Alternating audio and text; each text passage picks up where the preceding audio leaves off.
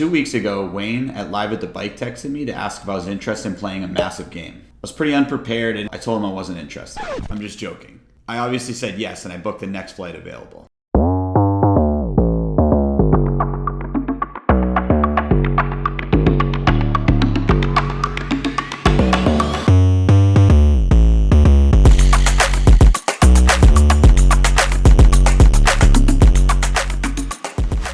I get into the hotel the night before the game. Just got to the base of operations for the next couple days. Place is sweet. And the only thing I'm worried about is my money getting here on time. So the game is 100-200 with an ante, and the players are high stakes regulars from China, Australia, and all over the West Coast. Games this big don't happen every day, especially not in Las Vegas, so I'm really trying to push myself to play every one that pops up. I buy in for $25,000 with add-ons ready to go. I'd like to sit with more, but moving lots of money on the fly to a casino turns out to be trickier than I thought. And I'm still waiting on my wire, which is supposed to come in any moment now. We sit down and the action starts off right away. Everyone is straddling and 3-betting a bunch, and I realize I really wish I had more money with me. The first real hand I play happens when I raise 3s on the button and Vivian calls out of the straddle. The flop is Ace-Jack-5 Rainbow, and I feel like I have a decision to make between going small or large on this board. From the few hands I've already seen, Vivian has stood out as sticky to me, so I definitely think there's merit in going larger and putting on pressure right away. But on the other hand, a small bet gives us a really nice price on our bluff, so I end up going with the smaller bet. Vivian calls and the turn is a king of spades, which is also a pretty great card for me. She checks, and now I bet big, still trying to push this advantage in my range. This bet causes some pause from her. She's really thinking about it, contemplating her options, asking my stack size. After a while, I start to get that feeling like she might actually be folding. I find that when people take a little too long on the turn, they end up folding because now they're afraid that their tank looks kind of weak to their opponent. So every second that goes by, I'm feeling more and more confident about my bluff. It seems like she's just about to fold. Vivian's just gonna fast play this and raise it up right now. 23,000. 23K. That is right. I get put all in the first 20 minutes of the game when I have a bluff. Not great. I of course fold, and I find out later that she had king 5, so if I had gone with the bigger size on the flop, maybe I would have avoided the turn completely. It's often crazy how the smallest decision point can have the biggest effect on the hand. So that starts us off right away in a hole, and now it's time to recover. I play a pot against Zhang where I raise it up in an unstraddled pot and he 3-bets. I've got queen jack suited, so I'm not going anywhere yet. The flop is 7-3 deuce with one of my suit, and Zhang checks it back very quickly. I'm not really sure what to make of this check back. I don't see people check back as the aggressor here very often, but I'm not thinking it's a ton of strength. The turn is a great card for me, 5 of clubs giving me a flush draw. But it's also a card that gives all of his ace highs a wheel draw. So if I'm going to bet, I think I need to go massive to really punish those types of hands. I end up betting right around pot, but honestly, I probably could have gone even bigger. Either way, Zhang folds, and we are trending back in the right direction. A bunch of hands go by where I 3-bet and get 4-bet all in and have to fold, or I raise and get 3-bet and have to fold. The result is I am back in the hole again. But it all feels like it may turn around when I pick up pocket 8s and raise. Vivian peels out of the straddle, and we see a flop of Jack 8-8 2 diamonds. That's right, I flopped quads. Anyways, she calls my small bet on the flop, and now I'm getting excited because if she has a jack, I really don't think she's folding before the river, and she might just call all the way down. I really wouldn't blame her for calling down on a lot of runouts. The turn is an offsuit 6, which is not a terrible card by any means. And when she checks to me, I bet on the larger side. I want to get the maximum from a jack here, and if she does have a draw, she may raise and try to bluff me anyways. Unfortunately, she has a hand that's just not putting any more money on the pot and basically just snap folds. So our quads made us a grand total of $500. I know that's not the kind of result you want when you flop quads, but I'm actually feeling pretty good. I got a lot of sleep, which is actually really rare for me before a big game, and I'm feeling extremely sharp and comfortable. A few hands go by before the last player in the game, Han, takes his seat. Han gets right to work playing a few massive pots. He's swinging up and down, and I start to get the feeling like he's not the kind of guy that you can push around very easily. We play one pot where he opens, I 3-bet king-queen offsuit, and he has aces, so he of course 4-bets right in my face, and I have to sheepishly fold it up. But that's really the only history we have so far leading up to this next hand. I pick up pocket 6s and raise it up in the cutoff. Han calls from the smallest blind, and then Vivian peels from the straddle. The queen 10 deuce flop is not a flop I'm trying to bet three ways, especially without the 6 of hearts in my hand, so I check it back. The turn is a pretty big blank, and it checks around to me again. Now I'm starting to feel a little bit better about my hand, but I'm still not ready to bet, so I check it back again. The river is an offsuit 4, and now Han starts tanking. He could certainly have hands like ace 3, pocket 4s, but he's the kind of player that if he did have a really strong hand on the turn, I'd expect him to bet quite often. He fires out what feels like a very small bet. It folds to me, and I have a decision to make here. His size feels a bit weak to me. Maybe not a bluff, but perhaps something like ace 10 or some kind of queen with a bad kicker that's just trying to get a little bit of value in. Meanwhile, I've got a pretty nice hand to bluff with, and I certainly could have played pocket 4s or ace 3 or some other value hands this way. I do think that I can make some credible raises on this board. I load up a fairly massive raise. I think if I want to get middle pair or even top pair to fold, I need to go really large here. Now Han starts tanking. I'm getting the idea that nobody's really looking for reasons to fold in this game. In fact, we're all kind of trying to find excuses to call. And that's likely exactly what Han is doing right now. So as the seconds go on, I'm feeling less and less confident that my bluff is going to work here. But after what feels like a small renaissance period, but is probably like a minute and 20 seconds, he finally releases his hand. Okay. That bluff felt great and got us back on the right course. Now, let's do this thing. A little while later, I raise it up with ace 10 of spades from under the gun and get not 1, not 2, but 3 callers. There's only 4 other people besides me in the game, so that's pretty close to the maximum. The flop is king 10-6, all red cards. I check it, and I'm really hoping for a check back here. I need to play pot control, and if there's a lot of action, I'm not really going to be able to continue with this hand. Fortunately, it does check around, so I'm feeling a little better about my hand now. And the offsuit 4 helps me to feel even better because that's not really improving too many hands my opponents can have. It checks to me again, and this time I put out a small bet. I'm just trying to charge hands like 7-6 or 9-8 suited, or maybe get them to fold. If they fold that kind of equity, I'm perfectly happy. I get 2 callers, which does not feel great, and the river is a pretty terrible card as well. At this point, I'm thinking I could turn my hand into a bluff, but they've got some flushes, they've got some 2 pairs that aren't folding. That's a lot of hands. I don't know if we're getting away with it enough, so I just give up and hope that my 10 is still somehow good. Turns out that Andy had the actual stone nuts, so pretty glad I didn't bluff here. In our next hand, Aussie Al raises it up from the button. I look down at king 8 offsuit in the straddle and flick in the call.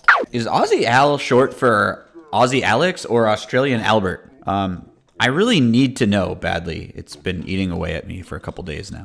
Anyways, we see the Jack 10-9 rainbow flop, which isn't terrible for me. Al bets real small, which is to be expected, I guess. I have the king and the 8 in my hand, so I imagine this is a very good hand to start bluffing with. And that's exactly what I do, making it 2,800 to go. Alberto is not to be dissuaded though, and quickly puts in the call. The turn is the always fantastic 7 of diamonds, giving us the low straight, which is exactly what I wanted, to be honest. The high straight can be problematic because he's got a bunch of ace kings that I don't have, so if he wanted to, he could just put his entire stack in there with the bear king, and I can never do better than chop it. Anyways, I decide to bet on the small side, which is probably a small mistake. One of my main rules is, when in doubt, bet big on the turn, and I broke that rule. Anyways, Albertson puts in the call, and we see the absolute blankest of rivers. I continue betting because I'm not really trying to give him the chance to check back a hand like 2 pair that's definitely calling me on the river. And unfortunately this time he very quickly, very confidently lets it go. So I could have bet a little bigger and maybe found some additional value on the turn, but in general, I'm very happy about my play so far, and I'm finally trending in the right direction again, which feels great.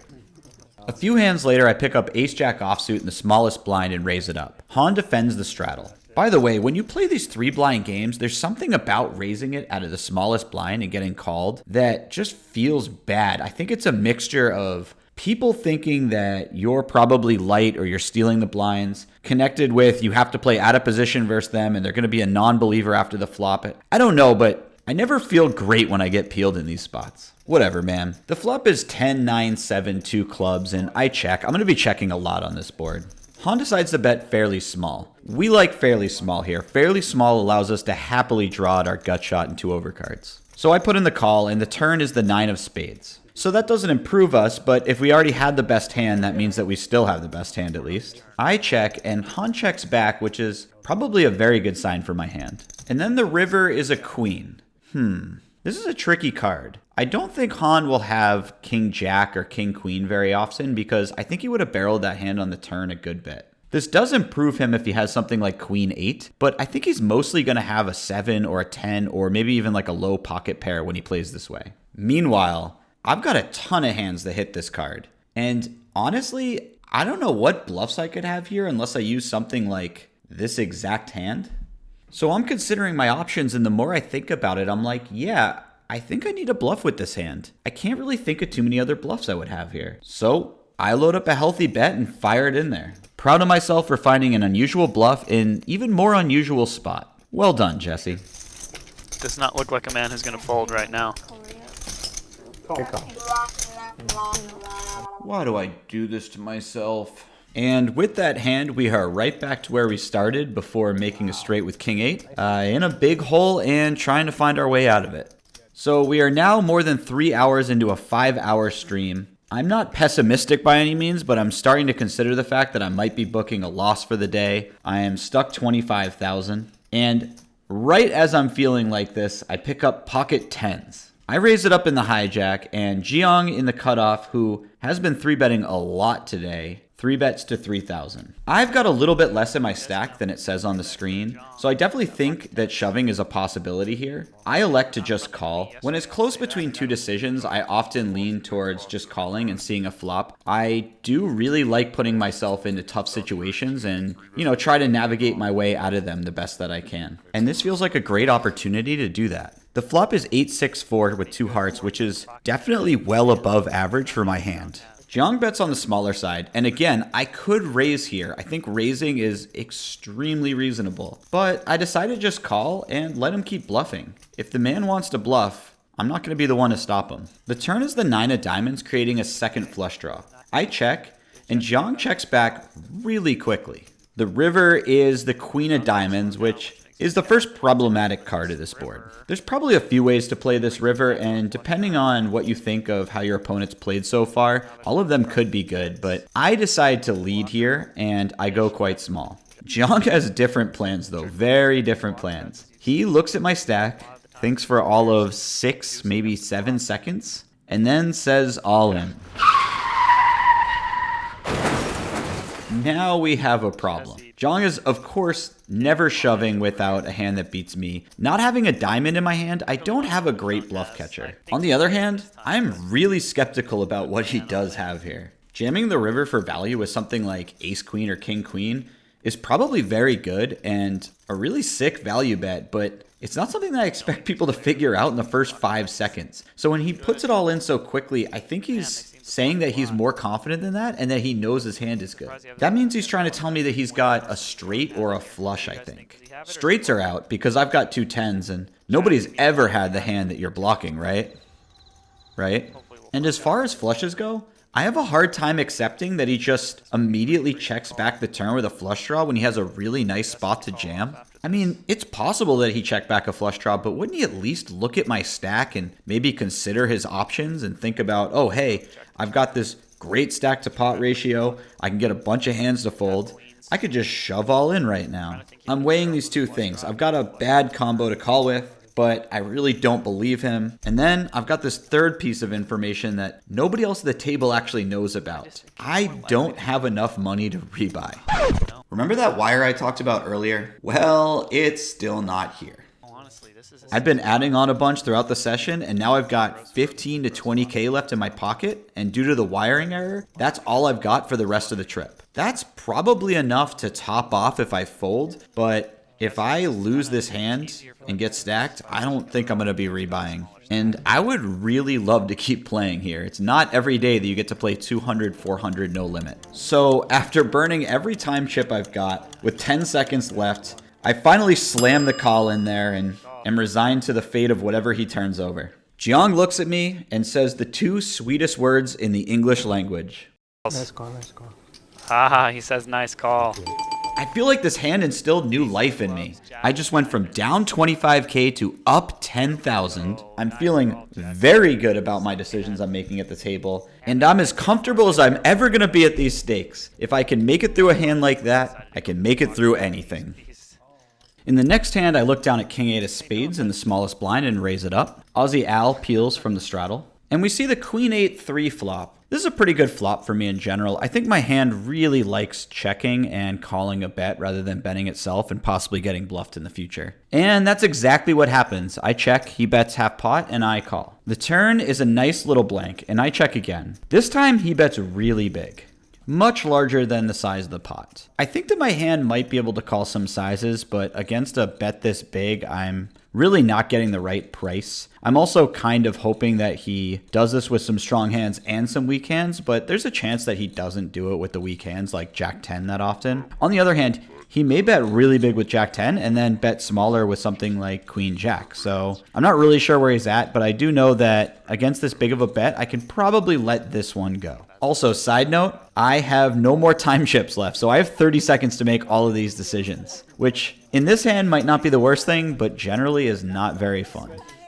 After that, I do a lot of folding for the next 45 minutes or so, just losing some really small, insignificant pots, until this hand where Aussie Al opens from under the gun, and I look down in the small blind at Ace-Jack offsuit. I could re-raise here, but I'm not really looking to play too many big bloated pots at a position with these mediocre offsuited hands, so I decide to call and just try to keep in his worst Ace-X hands. We do flop top pair on the Ace-7-5 flop, but I do have the type of hand that really wants to be careful going forward. Not that it isn't a strong hand, I just can't play as if it's the nuts multi-way. Turns out I don't need to really worry about that as it checks around on the flop. The turn is the 10 of spades, and now I'm feeling really good about my hand. I lead out with a bet of 2k. Zhang quickly folds, which is great because if somebody has me beat, it's going to be him. Al makes the call, and at this point, I feel like I just always have the best hand versus him. The river is an 8, which is a pretty great card. Unless Al has ace-8 or maybe 10-8 to call the turn, I'm just going to have the best hand here. I debate for a second between betting or checking. If I check, maybe I get him to bluff with something like a flush draw that check back the flop, but I just think that betting here is a little bit better. I fire out a bet of 4k, and Al tanks, and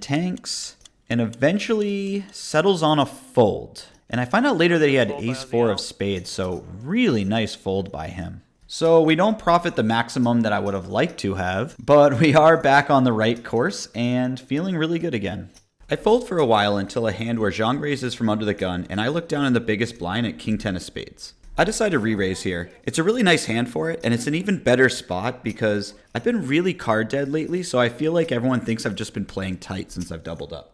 But he's not going away that easily, and we see the 7-3 deuce flop. I continue my story betting on the larger side. Thankfully, Jiang lets it go fairly quickly. I find out later on that Jiang had ace-queen of diamonds, which is a pretty big hand to just fold on the flop. So I'm really happy that I used that spot to take advantage of my image. I'm actually starting to gain some ground, and I'm really feeling the momentum swinging my way when Aussie Al opens from the cutoff, Andy peels a small blind, and I look down at ace-king offsuit in the big blind. This is kind of a dream spot. I think both players will expect me to find a lot of squeezes when the positions are this late, so they're not going to give me credit for a hand as strong as ace-king, and they may re-raise with some weaker hands. So I pump it up to 6.5k. Al just calls, which isn't really what I'm looking for, but isn't the end of the world. And then Andy grabs a fistful of 5k chips and just piles them in there. I don't really think Andy is trying to trap too often by peeling out of the small blind. Even if he is, my hand's probably doing fine versus a range that does that. But mostly, I'm just really not buying it. I pile it in, Al folds, Andy calls off for the last little bit, and declares to the table that he has a really bad hand. We love hearing that. We agree to run it twice, and the dealer puts out the flop for the first board. It's Queen 8 deuce. Andy, who hasn't turned over his hand yet, says something along the lines of, "Oh man, I should have just ran it once," which implies that he hit the board really hard, but I'm not really sure what bad hands would hit this board that hard. The turn is the king, and I let him know that I have ace-king. Andy tells me that he has pocket deuces. Oh god, that is the last thing that I want to hear. That means that I'm drawing dead on the first board and I've wasted an out for the second board. And not only that, but he is flipping. So I lose the first one. The dealer starts dealing out the second board, and the flop is nowhere close to my hand. The turn is equally blank, so now I need an ace or a king, or I am done for the day. But the river is a queen. We are officially devastated. Final tally, in for 50K, out for 0. I don't think this game was a total loss. I thought my play was quite good until the end, and then I just basically lost a flip for all of it. I was really comfortable, even though I was literally out of my element. I learned a lot about wiring money at the last second to casinos, so I won't be making that mistake again. Thank you guys a ton for watching, and I'll see you in the next one.